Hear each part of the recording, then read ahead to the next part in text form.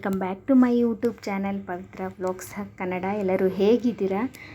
ಇವತ್ತು ಬಂದುಬಿಟ್ಟು ಮಂಗಳವಾರ ಯುಗಾದಿ ಆದಮೇಲೆ ಇನ್ನು ನಾನ್ ವೆಜ್ ಊಟನೇ ಅಲ್ವಾ, ಹೊಸ್ತಡ್ಕು ಅಂತ ಕರೀತಾರೆ ಕೆಲವೊಂದು ಕಡೆ. ನಮ್ಮದು ಅಷ್ಟೇ, ಇವತ್ತು ಬೆಳಗ್ಗೆನೇ ಚಿಕನ್ ಬಿರಿಯಾನಿ ಮಾಡಿ ತಿಂದ್ವಿ. ಮಧ್ಯಾಹ್ನಕ್ಕೆ ಅಡುಗೆ ಮಾಡಬೇಕು, ಮಟನ್ ಸಾಂಬಾರು ಮಾಡಬೇಕು. ಎಲ್ಲರೂ ಬೆಳಗ್ಗೆನೇ ಬಿರಿಯಾನಿ ಮತ್ತು ಚಿಕನ್ ಗ್ರೇವಿ ಎಲ್ಲ ತಿಂದುಬಿಟ್ಟು ಮತ್ತೆ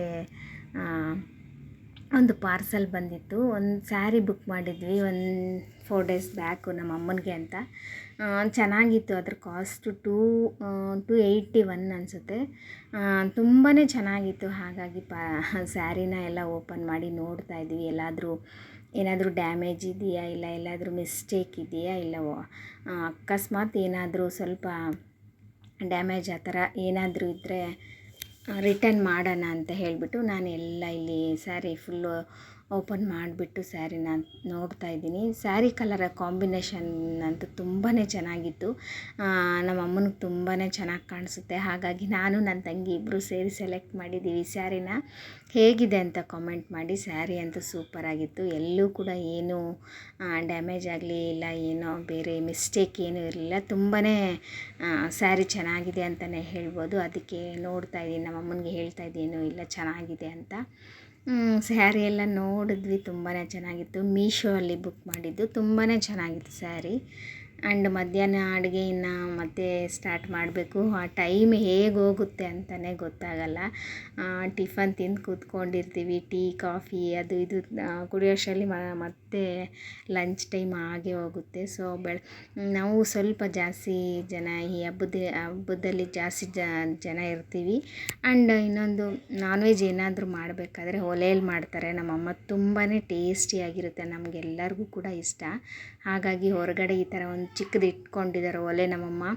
ಈ ಥರ ಏನಾದರೂ ನಾನ್ ವೆಜ್ 1-2 ಕಿಲೋ ಆ ಥರ ಇದ್ದರೆ ಹೊರಗಡೆನೇ ಮಾಡ್ತೀವಿ.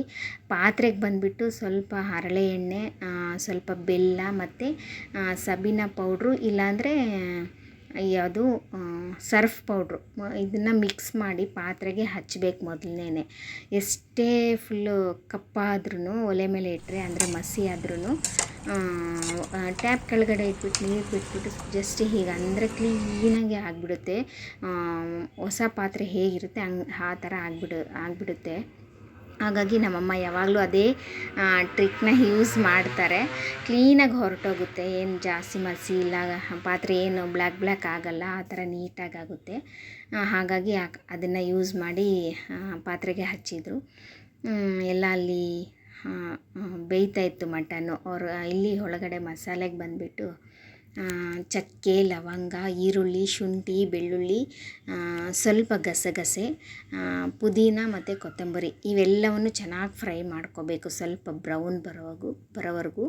ಲಾಸ್ಟಲ್ಲಿ ಇನ್ನೇನು ಒಂದು 2 ನಿಮಿಷಕ್ಕೆ ಕೆಳಗಡೆ ಇಳಿಸ್ತೀವಿ ಅನ್ನೋವಾಗ ಪುದೀನ ಮತ್ತು ಕೊತ್ತಂಬರಿ ಹಾಕ್ಕೋಬೇಕು ಫ್ರೈ ಮಾಡಬೇಕಾದ್ರೆ. ಯಾಕಂದರೆ ಅದು ಬೇಗನೆ ಫ್ರೈ ಆಗೋಗುತ್ತಲ್ಲ. ಹಾಗಾಗಿ ಇದನ್ನು ಚೆನ್ನಾಗಿ ಗೋಲ್ಡನ್ ಬ್ರೌನ್ ಬರೋವರೆಗೂ ಫ್ರೈ ಮಾಡ್ಕೊಬೇಕು. ಚೆನ್ನಾಗಿರುತ್ತೆ ಟೇಸ್ಟು.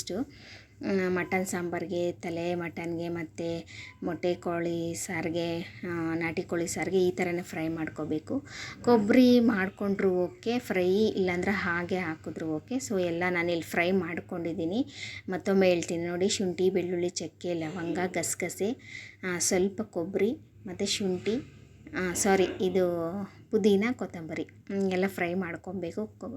ಕೊಬ್ಬರಿ ಓಕೆ ಮಾಡಿಕೊಂಡ್ರು ಓಕೆ, ಮಾಡದೇ ಇದ್ದರೂ ಓಕೆ, ಎಲ್ಲನೂ ಫ್ರೈ ಮಾಡಿಕೊಂಡು ತಣ್ಣಗಾದ ನಂತರ ಮಿಕ್ಸಿಗೆ ಹಾಕ್ಕೋಬೇಕು. ಇದು ಫಸ್ಟಿಗೆ ರುಬ್ಕೋಬೇಕು. ಇದು ಸ್ವಲ್ಪ ನುಣ್ಣಗಾದಮೇಲೆ ನಮಗೆ ಖಾರಕ್ಕೆ ಎಷ್ಟು ಬೇಕೋ ಅಷ್ಟು ಚಿಲ್ಲಿ ಪೌಡರು ಮತ್ತು ಧನಿಯಾ ಪೌಡರು, ಇನ್ನೊಂದು ಗರಂ ಮಸಾಲ ಈ ಥರ ಮಿಕ್ಸಿಗಾದರೂ ಹಾಕಿ ರುಬ್ಬೋದು, ಇಲ್ಲ ಮೇಲೆ ಸಾಂಬಾರಿಗಾದರೂ ಹಾಕ್ಬೋದು. ಇವೆಲ್ಲವೂ ಹಾಕಿ ನುಣ್ಣಗೆ ರುಬ್ಕೊಬೇಕು. ಟೇಸ್ಟ್ ಅಂತೂ ತುಂಬಾ ಚೆನ್ನಾಗಿರುತ್ತೆ. ಇನ್ನೊಂದು ಒಲೆಯಲ್ಲಿ ಮಾಡ್ತೀವಲ್ಲ, ತುಂಬಾ ಚೆನ್ನಾಗಿರುತ್ತೆ. ನಮ್ಮ ಮನೇಲಿ ಎಲ್ಲರಿಗೂ ಕೂಡ ತುಂಬಾ ಇಷ್ಟ ಆಗುತ್ತೆ ಈ ಥರ ಒಲೆಯಲ್ಲಿ ಮಾಡಿದ್ರೆ. ಹೇಳಿದ್ನಲ್ಲ, ನಮ್ಮ ಮನೆಯಲ್ಲಿ ಎಲ್ಲರೂ ಬಂದರೆ ಸ್ವಲ್ಪ ಜಾಸ್ತಿ ಜನನೇ ಇರ್ತೀವಿ. 1-2-3 ಕಿಲೋ ಆಗಿದ್ದರೆ KG ಇದ್ದರೆ ಮಟನ್ ಆಗಲಿ ಇಲ್ಲ ಚಿಕನ್ ಆಗಲಿ ಈ ಥರ ಹೊರಗಡೆನೇ ಮಾಡ್ತಾರೆ ನಮ್ಮಮ್ಮ. ತುಂಬಾ ಟೇಸ್ಟಿಯಾಗಿರುತ್ತೆ. ಸೊ ಎಲ್ಲ ಮಟನೆಲ್ಲ ಚೆನ್ನಾಗಿ ಬೆಂದಿದೆ. ಮುಕ್ಕಾಲು ಭಾಗ ಬೆಂದಿದೆ. ಇವಾಗೆಲ್ಲ ಮಿಕ್ಸಿಗೆ ಹಾಕ್ಕೊಂಡಿರೋ ಒಂದು ಮಸಾಲೆ ಏನಿದೆ, ಮಸಾಲೆ ಎಲ್ಲ ಹಾಕಿಬಿಟ್ಟು ಸ್ವಲ್ಪ ಉಪ್ಪು, ರುಚಿಗೆ ತಕ್ಕಷ್ಟು ಉಪ್ಪನ್ನು ಹಾಕ್ಬಿಟ್ಟು ಚೆನ್ನಾಗಿ ಬೇಯಿಸಬೇಕು. ಇನ್ನೂ ಟೇಸ್ಟಿಯಾಗಿರುತ್ತೆ.